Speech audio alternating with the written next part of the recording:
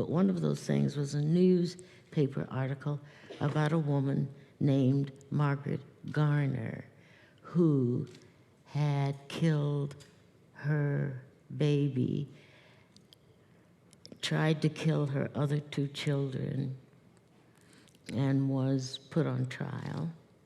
The question was, the journalist's question was why she was so calm. She wasn't crazy, she wasn't nuts, she wasn't, on a tear. There was no vengeance involved. So he was very surprised at the tranquility. The second thing was they didn't know what to do with her. The abolitionists who were fighting to get rid of slavery furiously wanted her tried for murder.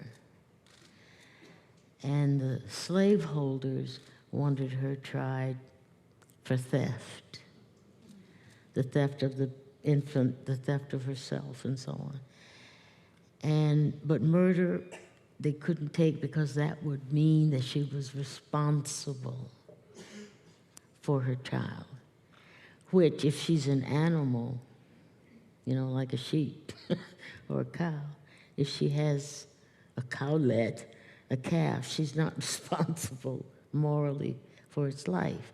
So that was a major, major question in this little article, and I didn't read much else because I didn't want to know anymore. It was just a setup of the question. So I invented a couple, a situation in which a woman does that, a slave woman, and why. But the problem came instantly because I couldn't make up my mind either.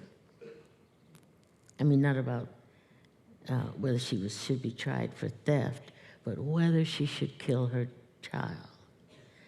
And I talked to a friend of mine about it because I remember the mother-in-law said, well, I couldn't condemn her and I couldn't praise her. And so I talked to somebody, and he said, well, it was the right thing to do, to keep her child from being enslaved, but she had no right to do it. So I thought, that's a perfect... And I said, who could answer that question? And the only person who could answer it, or was legitimately could answer it, would be the dead child. So that was a little off-putting, oh, we're going to write this kind of thing. But I happened to be looking out the window. Sorry, that sounds so stupid, but I saw this woman. I live right by a river called the Hudson River, and my house is about 30 feet from the shore. And I was looking this way and toward the trees, the river's over here.